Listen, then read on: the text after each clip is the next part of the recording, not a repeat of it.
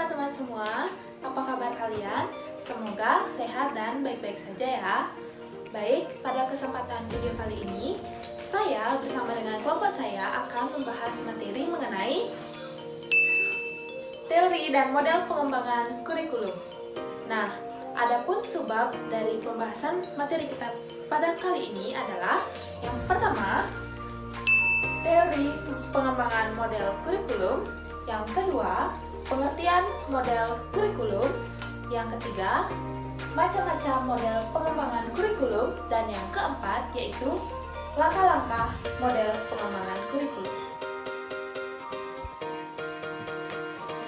Baik, sebelum itu silakan like, komen, dan subscribe channel YouTube kami, dan selamat menyaksikan.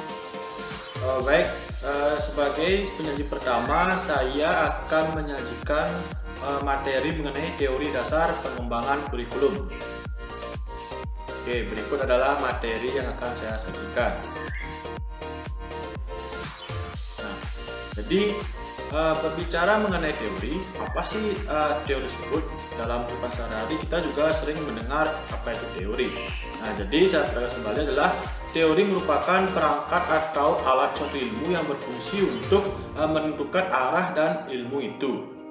Nah, menentukan data apa yang harus dikumpulkan, memberikan data konseptual tentang cara mengelompokkan dan mengumpulkan data, merangkum fakta-fakta menjadi generalisasi empiris, sistem generalisasi, menjelaskan dan memprediksi fakta-fakta, dan menunjukkan kekurangan pengetahuan kita tentang disiplin ilmu itu.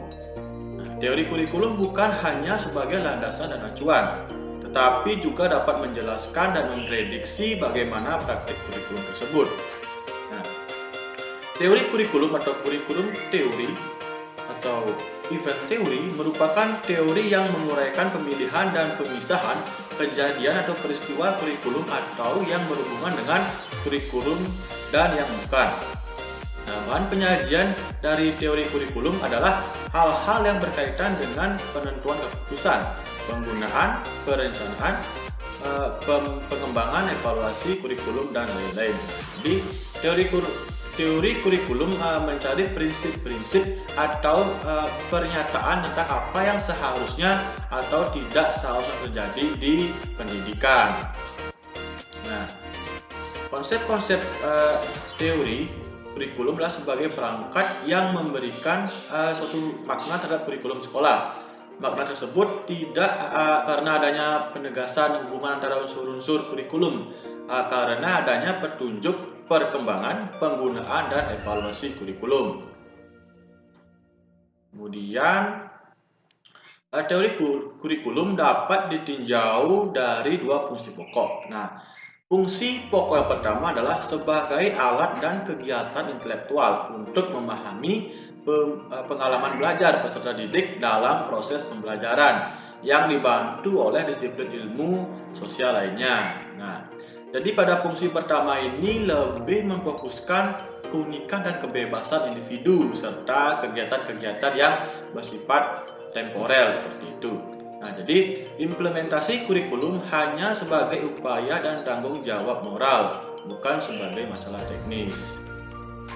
Kemudian, fungsi pokok yang kedua adalah sebagai suatu strategi atau metode untuk mencapai tujuan-tujuan pendidikan berdasarkan data-data empiris. Nah, fungsi kedua ini lebih banyak menganalisis hubungan antara teori dan praktik. Nah, dalam pengembangan teori kurikulum sebagai disiplin ilmu harus diperhatikan hal-hal berikut.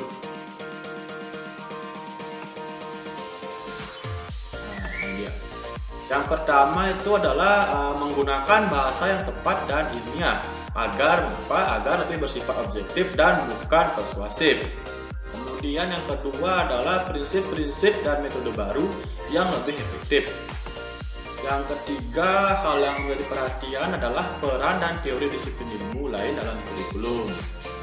Kemudian yang keempat adalah kontribusi kurikulum dalam meningkatkan mutu pendidikan.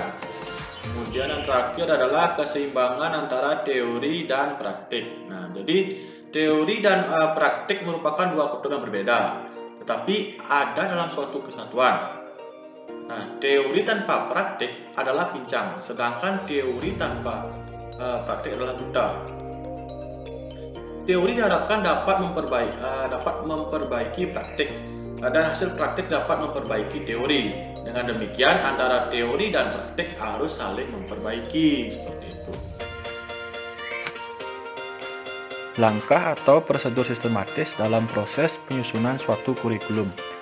Dengan memahami esensi model pengembangan kurikulum, para pengembang kurikulum diharapkan akan bisa bekerja secara sistematis secara optimal. Dalam berbagai kepentingan, teori dan praktik bisa diwujudkan. Baik, itulah tadi dari pembahasan materi mengenai teori dasar pengembangan kurikulum. Nah, selanjutnya adapun materi yang akan saya sampaikan adalah pengertian model pengembangan kurikulum. Baik. Pengertian model pengembangan kurikulum. Nah, dalam pengertian model pengembangan kurikulum ini ada menurut Good and Travel, kemudian aspek-aspek yang mempengaruhi pengembangan kurikulum, kemudian ada faktor-faktor konstan, dan yang terakhir akan saya jelaskan mengenai pengertian model pengembangan kurikulum tersebut. Nah, untuk yang pertama itu adalah menurut Good and Travel. Nah, jadi menurut Good and Travel itu model ialah abstraksi nyata atau representasi peristiwa kompleks atau sistem dalam bentuk naratif, materi, grafis, serta lambang-lambang lainnya. Nah, jadi model berfungsi sebagai sarana untuk mempermudah berkomunikasi atau sebagai petunjuk yang bersifat perspektif untuk mengambil keputusan atau sebagai petunjuk untuk kegiatan dan pengelolaan. Nah, kemudian aspek yang mempengaruhi pengembangan kurikulum. Nah, jadi dalam pengembangan kurikulum ini tentu tidak lepas dari aspek-aspek yang mempengaruhi. Nah, seperti seperti dengan cara sistem berpikir, sistem nilai, seperti nilai moral, nilai keagamaan, politik, sosial, dan budaya. Selain itu, ada pun aspek lainnya seperti proses pengembangan, kebutuhan peserta didik, kebutuhan masyarakat maupun program arah pendidikan. Nah, jadi aspek-aspek tersebut akan menjadi bahan yang perlu dipertimbangkan dalam suatu pengembangan kurikulum. Nah, kemudian faktor-faktor konstan. Nah, dalam pengembangan kurikulum hendaknya sebisa mungkin didasarkan pada faktor-faktor yang konstan sehingga ulasan mengenai hal yang dibahas dapat dilakukan secara konsisten seperti itu. Nah, jadi apa sih faktor-faktor konstan dalam model pengembangan kurikulum ini? Jadi faktor-faktor konstan yang dimaksud adalah dalam pengembangan kurikulum perlu didasarkan pada tujuan, bahan pelajaran, proses belajar mengajar, dan evaluasi yang menggambarkan dan pengembangan tersebut. Nah, jadi faktor-faktor tersebut yang terdiri dari beberapa komponen tersebut haruslah satu sama lainnya terkait seperti itu. Misalnya, evaluasi sesuai dengan tujuan yang akan dicapai. Begitu pula dengan bahan ajar harus sesuai dengan tujuan yang akan dicapai. Demikian pula dengan bahan ajar dan proses belajar mengajar. Nah, kemudian adapun pengertian dari model pengembangan kurikulum adalah perkembangan teori kurikulum selanjutnya dibawakan oleh Hollis Caswell. Dalam peranannya sebagai Ketua Divisi Pengembangan Kurikulum di beberapa negara bagian di Amerika Serikat, ia mengembangkan konsep kurikulum yang berpusat pada masyarakat atau pekerjaan, atau society center. Maka Caswell mengembangkan kurikulum yang bersifat interaktif. Dalam pengembangan kurikulumnya, Caswell menekankan pada partisipasi guru.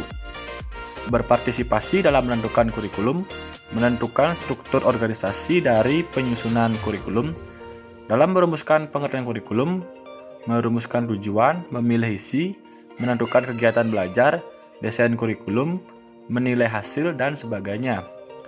Selain itu, Bickham merangkum perkembangan teori kurikulum antara tahun 1960 sampai dengan 1965. Ia mengidentifikasi adanya 6 komponen kurikulum sebagai bidang studi, yaitu landasan kurikulum, isi kurikulum, desain kurikulum, rekayasa kurikulum, evaluasi dan penelitian, serta pengembangan teori. Dan untuk selanjutnya yaitu materi mengenai macam-macam model pengembangan kurikulum. Untuk model yang pertama yaitu model kurikulum yang dikemukakan oleh Ralph Tyler, di mana Ralph Tyler mengemukakan bahwa dalam bukunya yang berjudul Basic Principle Curriculum and Instruction pada tahun 1949, Tyler mengatakan bahwa curriculum development need to be treated logically and systematically. Ia berupaya menjelaskan tentang pentingnya pendapat secara rasional, menganalisis, menginterpretasi kurikulum dan program pengajaran dari suatu lembaga pendidikan.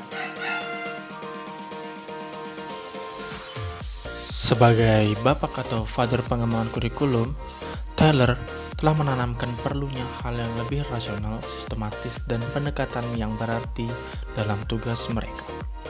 Tyler mengatakan bahwa merujuk pada pengalaman belajar atau learning experience dalam pertanyaan 2 sebagai the instruction between the learner and the external conditions in environmental to which he can reach, yang artinya interaksi antara pendidik dan kondisi eksternal di lingkungan tempat dia dapat berinteraksi.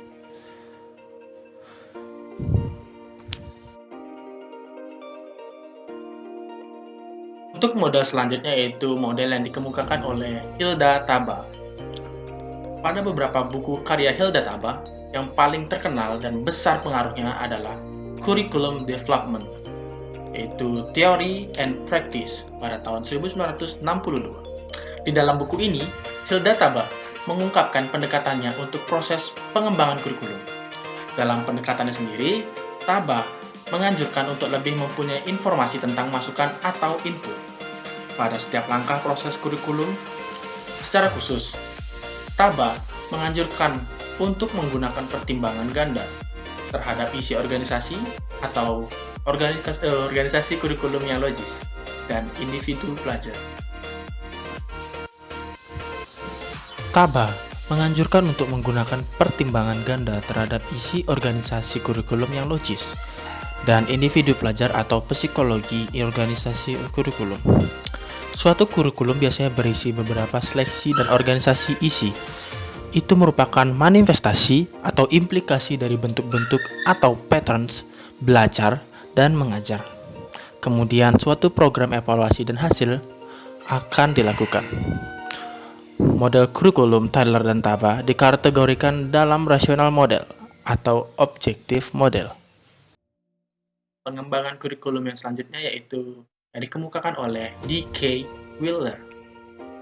Pendekatan yang digunakan oleh Wheeler dalam pengembangan kurikulum pada dasarnya memiliki bentuk rasional. Setiap langkah atau fasenya merupakan pengembangan secara logis terhadap model sebelumnya, di mana secara umum suatu langkah tidak dapat dilakukan sebelum langkah-langkah sebelumnya telah diselesaikan. Wheeler mengembangkan ide-idenya sebagaimana yang telah dilakukan oleh Taba dan Tyler. Wheeler menawarkan 5 langkah atau fase yang saling berkaitan dalam proses kurikulum. Kelima langkah itu dikembangkan secara logis dan temporer, akan menghasilkan kurikulum yang efektif. Dari 5 langkah ini, sangat tampak bahwa Wheeler mengembangkan lebih lanjut apa yang dilakukan oleh Tyler dan Taba meski hanya dipresentasikan dengan agak berbeda. Model pengembangan kurikulum selanjutnya yaitu model yang dikemukakan oleh Rogers. Model ini berasal dari psikolog Carl Rogers. Rogers berasumsi bahwa kurikulum diperlukan dalam rangka mengembangkan individu yang terbuka, luas, dan adaptif terhadap situasi perubahan. Kurikulum demikianlah hanya dapat disusun dan diterapkan oleh pendidik yang terbuka, luas, dan berorientasi kepada proses.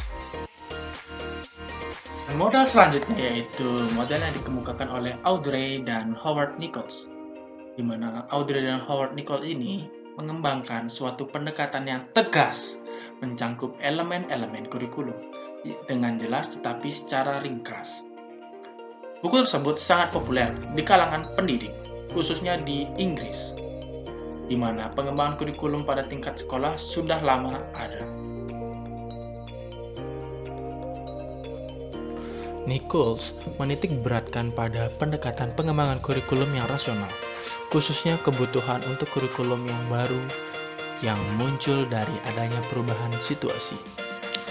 Kedua penulis ini mengungkapkan bahwa sebelum elemen-elemen analisis, situasi diambil untuk dilakukan dengan lebih jelas.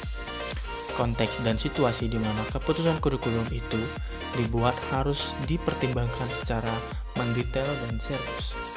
Dengan demikian, analisis situasi menjadi langkah pertama atau preliminary stage yang membuat para pengembang kurikulum memahami faktor-faktor yang akan mereka kembangkan.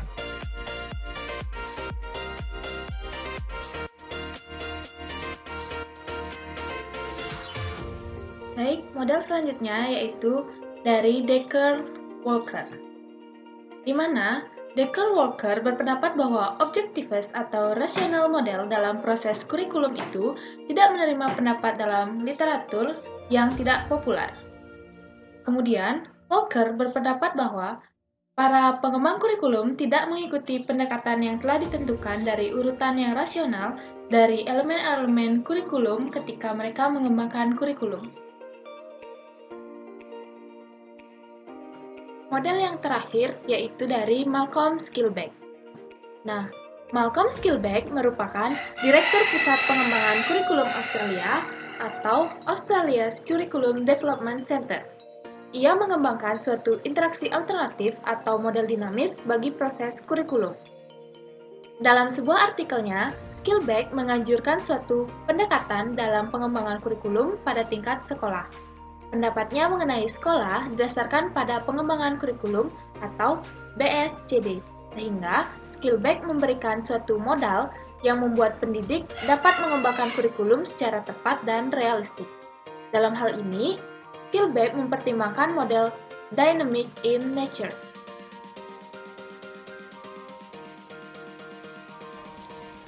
Model dinamis atau interaktif atau dalam bahasa Inggris disebut dengan dynamic or interactive models, menetapkan bahwa pengembang kurikulum harus mendahulukan suatu elemen kurikulum dan memulainya dengan suatu urutan dari urutan yang telah ditentukan dan dianjurkan oleh model rasional. Skilbeck mendukung petunjuk tersebut dan menambahkan bahwa sangat penting bagi developers untuk menyadari sumber-sumber tujuan mereka. Untuk mengetahui sumber-sumber tersebut, Skilbeck berpendapat bahwa a situational analysis harus dilakukan.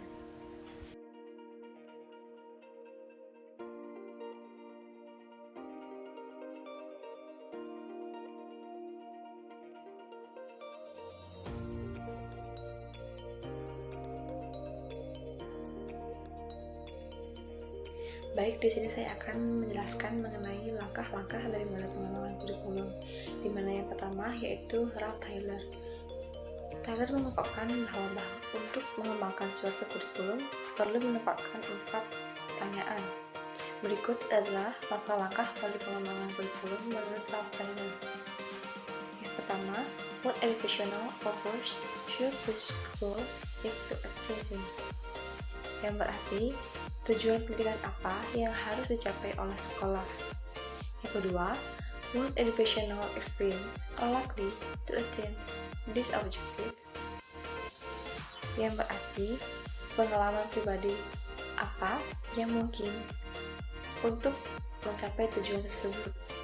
Yang ketiga, how can this educational experience be organized effectively? Organizing learning experience, yang berarti bagaimana pengalaman pendidikan ini dapat diatur secara efektif. Yang keempat, how can we determine whether these purposes are being attained? Assessment and evaluation. Bagaimana kita bisa menentukan apakah tujuan ini akan tercapai. Baik, yang selanjutnya yaitu Hilda Taba. Terdapat 7 langkah-langkah dalam proses pengembangan kurikulum menurut Taba, yaitu sebagai berikut. Step pertama, diagnosis of needs, yang berarti diagnosis kebutuhan. Step kedua, formulation of objective atau formulasi pokok-pokok. Step ketiga, selection of content atau seleksi isi. Step keempat, organization of content atau organisasi isi. Step kelima, selection of learning experience atau seleksi pengalaman belajar. Step keenam, organization of learning experience atau organisasi pengalaman belajar. Step ketujuh, determination of what to evaluate and mean of doing it atau penentuan tentang apa yang dievaluasi dan cara untuk melakukannya. Yang selanjutnya yaitu DK Wheeler. Adapun langkah-langkah atau phase Wheeler yaitu sebagai berikut. Yang pertama, selection of aims, goals, and objective atau seleksi maksud, tujuan, dan sasarannya. Yang kedua, selection of learning experience to help achieve this aim, goal, and objective. Ya, atau seleksi pengalaman belajar untuk membantu mencapai maksud, tujuan, dan sasaran. Yang ketiga, selection of content to which certain depths of experience may be offered. Atau seleksi ini melalui tipe-tipe tertentu dari pengalaman yang mungkin ditawarkan. Yang keempat, organization and integration of learning experience and content with respect to teaching learning process. Yang berarti organisasi dan integrasi pengalaman belajar dan isi yang berkenaan dengan proses belajar mengajar. Yang keempat yaitu organization and integration of learning experience and content with respect to the teaching of learning process atau organisasi dan integrasi pengalaman belajar dan isi yang berkenaan dengan proses belajar mengajar. Yang kelima yaitu evaluation of each phase and the problem of course atau evaluasi setiap fase dan masalah tujuan-tujuan. Baik, sekian presentasi dari saya. Selanjutnya akan dilanjutkan oleh rekan saya. Model hubungan interpersonal dari Rogers. Langkah-langkah model hubungan interpersonal dari Rogers adalah sebagai berikut. Yang pertama, diadakannya kelompok untuk dapatnya hubungan interpersonal di tempat yang tidak sibuk. Kemudian yang kedua, kurang lebih dalam 1 minggu, para peserta didik mengadakan saling tukar pengalaman di bawah pimpinan staf pengajar. Kemudian yang ketiga, diadakannya pertemuan dengan masyarakat yang lebih luas lagi, hingga hubungan interpersonal ini akan menjadi lebih sempurna, yaitu hubungan antara guru dengan guru, guru dengan peserta didik dengan peserta didik dalam situasi yang lebih akrab.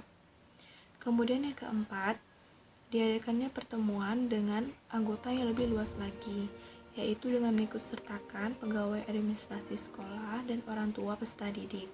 Dalam situasi demikian, diharapkan masing-masing personal akan saling menghayati dan lebih akrab, sehingga memudahkan pemecahan persoalan sekolah yang dihadapi. Kemudian model yang dikemukakan oleh Audrey dan Howard Nichols. Langkah-langkah model yang dikemukakan oleh Audrey dan Howard Nichols adalah sebagai berikut. Yang pertama, situational analysis, yaitu menganalisis situasi. Kemudian yang kedua, selection of objective, menyeleksi tujuan. Kemudian yang ketiga, selection and organization of contents, yaitu seleksi dan organisasi isi. Kemudian selection of organization methods, yaitu seleksi dan organisasi metode. Kemudian yang kelima, evaluasi. Kemudian model yang dikembangkan oleh Ditcher Walker. Langkah-langkah model yang dikembangkan oleh Ditcher Walker adalah sebagai berikut. Pertama, Walker mempunyai argumen bahwa pernyataan platform diorganisasikan oleh pengembang kurikulum. Dan pernyataan tersebut berisi serangkaian ide, preferensi atau pilihan, pendapat, keyakinan, dan nilai-nilai yang dimiliki oleh kurikulum. Walker menganjurkan bahwa the platform includes an idea of what is and vision of what ought to be and this guides the curriculum developer in determining what we should do to realize this vision.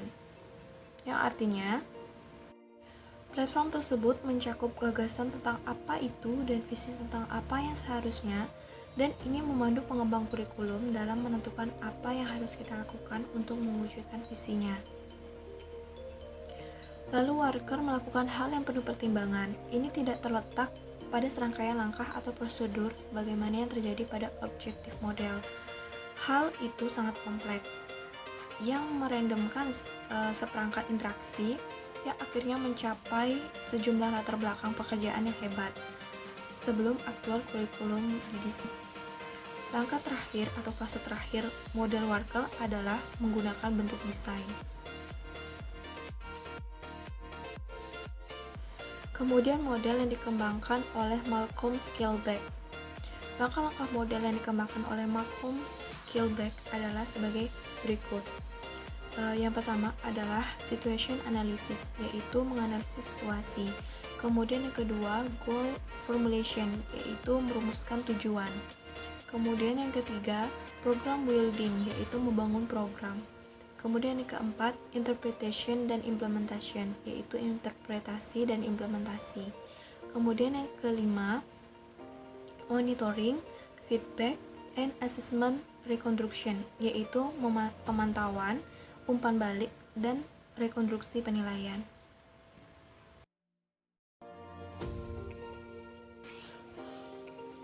Baik, itu tadi pemaparan materi mengenai teori dan model pembelajaran dari kelompok kami. Semoga apa yang kami sampaikan bisa bermanfaat bagi kalian dan menambah ilmu kalian. Kami mohon maaf apabila terdapat kesalahan yang disengaja ataupun yang tidak disengaja. Akhir kata, kami ucapkan terima kasih dan sampai jumpa.